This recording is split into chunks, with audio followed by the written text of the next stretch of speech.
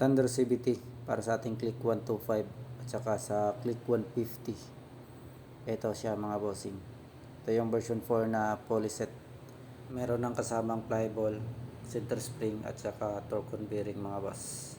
At ito yung manual guide mga boss para sa ating Thunder. So tingnan nyo naman yung result ng dyno mga boss sa pitch bike. Ayan, compare sa stock mga boss. At ito na yung ating version 4 CVT mga bossing. Ayan, sa mga gustong mag version 4 full set dyan, pitch bike, ito yung drive pace mga bossing. At ito naman yung ating pulley mga bossing, backplate. Ayan,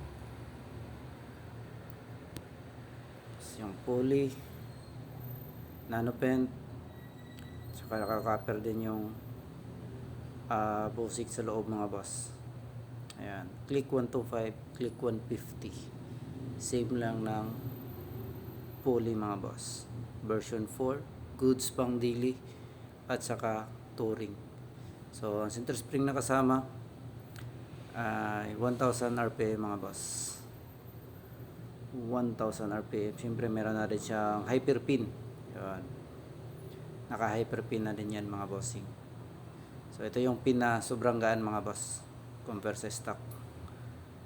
At siyempre yung torque bearing, meron na din yung kasamang torque bearing mga boss. Ayan, bawal kasi hawakan. So ayan, sa mga hindi pa pala nakafollow at interesado ma-update sa mga paparating pa na parts para sa ating motor, pwede natin i-follow mga bossing. Lagi tayo nag-update dito ng mga parts ng ating mga motor. Kung interesado tayo, pwede natin i-follow mga boss. So ayan mga bossing.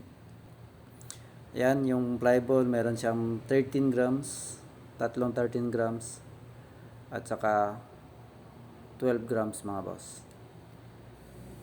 Yan yung kasama sa ating version 4 na Thunder CVT. At ang price nito nasa comment section mga boss. So ayan mga bossing, ride safe.